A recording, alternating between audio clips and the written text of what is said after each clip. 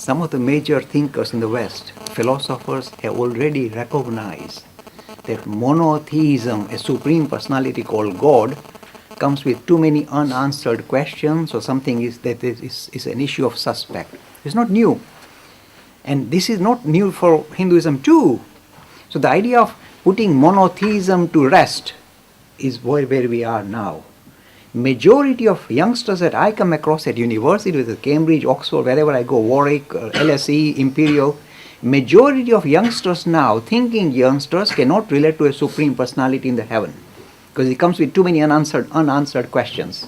Why this suffering that we see all around us, tremendous suffering? It's not just human suffering because you're sitting for your GCSE or A-level now. It is suffering in the living kingdom. Animals and insects, everybody biting each other, killing each other, chopping each other up and munching it while they're alive. What a God created this. So a very kind of almost all major Western thinkers, atheistic thinkers, whether it's Russell or Hume, find it very awkward to suggest that they can relate to a supreme personality who is in charge of this universe, who created the universe. So monotheism, I'm telling you as well, is dead.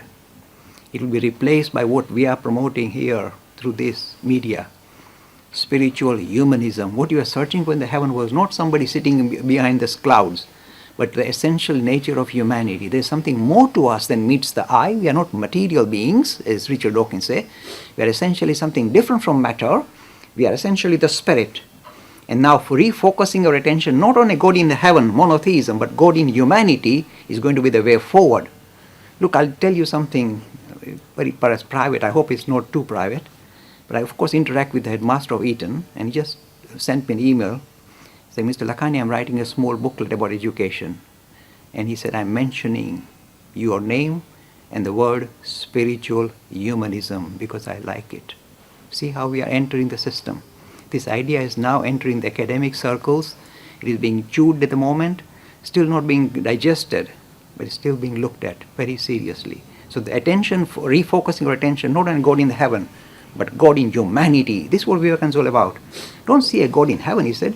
See God in humanity. See and serve God in humanity.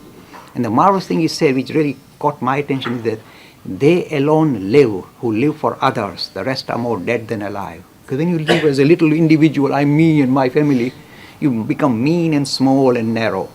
When you see yourself reflect in other human beings, you grow in stature, you live fully.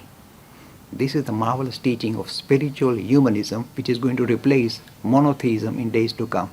People who are strongly devout Hindus, who love monotheism, who love the Vishnu and Shiva, will shudder. But the new generation will not shudder. They'll feel, thank God, we can now relate back to God in the more kind of comprehensive manner.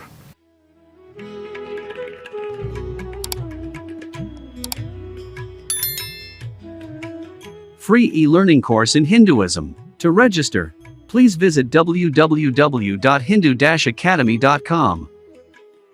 Talks on Hinduism. Sponsored by People Care. Encouraging caring for the elderly in their own homes.